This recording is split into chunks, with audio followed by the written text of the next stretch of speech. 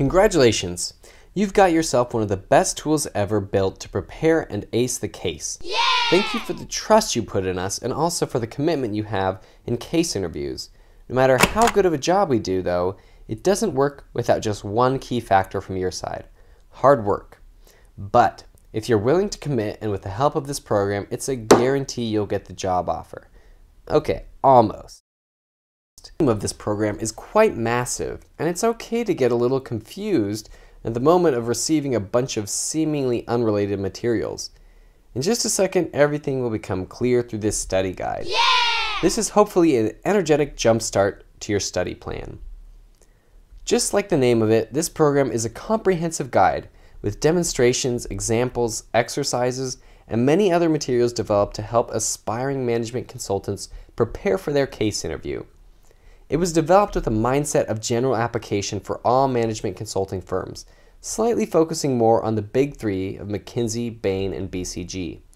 If your goal is to get into one of these three, this program is spot on. If it's to get into other firms, no problem.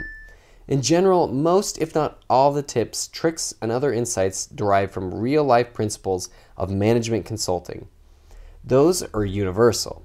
So even if the exact interview format of various firms and offices varies, the core principle should be applied universally. I developed this program with one core philosophy gathered from tons of hours coaching so many different candidates from various backgrounds. It takes a lot to be good at case interviews, and many of those skills and knowledge are under the surface. I probably know this too well. The free video series on our YouTube channel is a good example. Day after day, I have to balance between providing what the audience needs and what they want. Some very crucial topics like the logical foundation of case interviews, the mindset of case interviewers, etc. usually don't get as many views as those other catchy topics like frameworks, market sizing, etc. It's not that frameworks or market sizing are not important, but a more balanced approach is better. Clearly what the audience needs is not necessarily what they want. Not the same story can be told for a comprehensive end-to-end tool like this one. There are some elements that do not look and sound appealing to you at the moment of purchasing or even now with the program unlocked, but we're committed to standing more on the side of providing what you need. So what I ask of you is to take every single element, aspect, part of this comprehensive program very seriously. Trust me that I have put so much thought into this, and they're for good reasons. Of many candidates I've had the privilege to conduct case interviews with, I generally set them into just two groups: the intuitives and the practicals. The intuitives are those often with a business background and some real-world experience. They know a lot of the business words, terminologies, concepts, and most importantly, they have very good intuition about business. They can draw spot-on issue trees, quickly catch important insights, and creatively think of approaches and solutions. The practicals, on the other hand, are those with a compromised business background, but instead master the methodology of the case interview. They know exactly what is expected of them, what to do in each and every step, how to frame a pitch, how to deliver a message in the best way possible, and how to pull themselves out of undesirable situations, etc. To be successful in case interviews, you need to be both. So I've developed this program to help you improve on both of these battlefields. There are three parts of this program. The business intuition part helps you become the intuitive, and the tips and techniques part helps you become the practical. And the third part about math is an important complement to smooth your transition to becoming both of these, as there's a big chunk of the case content involving math. I carefully chose the best format to best deliver the purpose of each part. The tips and tricks part needs a lot of demonstrations and interactive communication, so we present it through actual cases along with feedbacks in visual video format. The intuition part, on the other hand, is something you'll need to go at your own pace, to read, to think, to ponder, to research, etc. So this is presented in a more traditional format, exercises with fairly detailed explanations in PDF ebooks. The math part is a different aspect. As much of the intuition part is about reading, the math is all about practice. Practice makes perfect, so I focus my effort on creating as much practice for you as possible with decent and brief answer keys. Most of the time you'll have no problem understanding the answer keys, as the guideline in the math part is fairly straightforward. But should you encounter one or a few hiccups, let our support team know.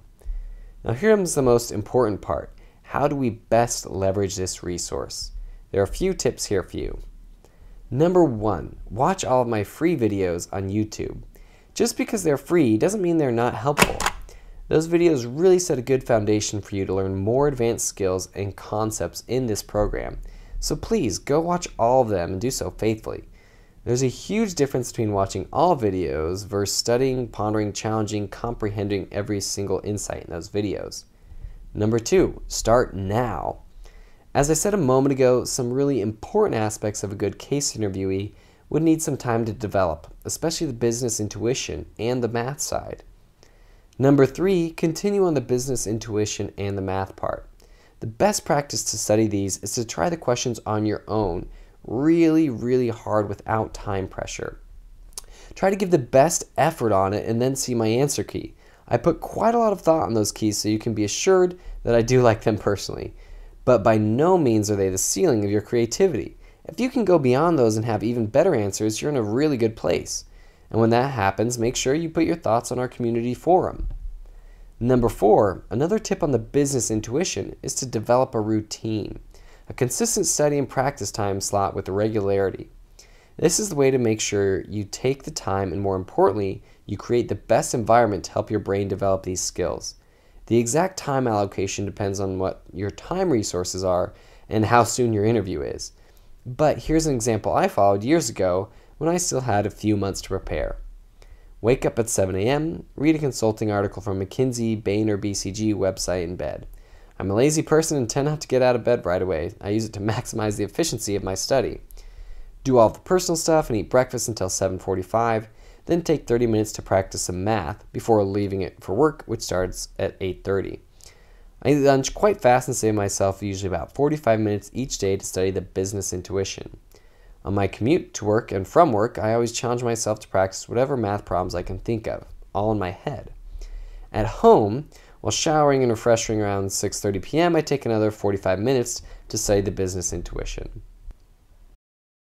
The whole evening is usually spent in practicing live cases with partners. For you, the tips and techniques part is a good supplement to this. Then, about 20 minutes before going to bed, I take one more math study. For me, this also helps me fall asleep easier.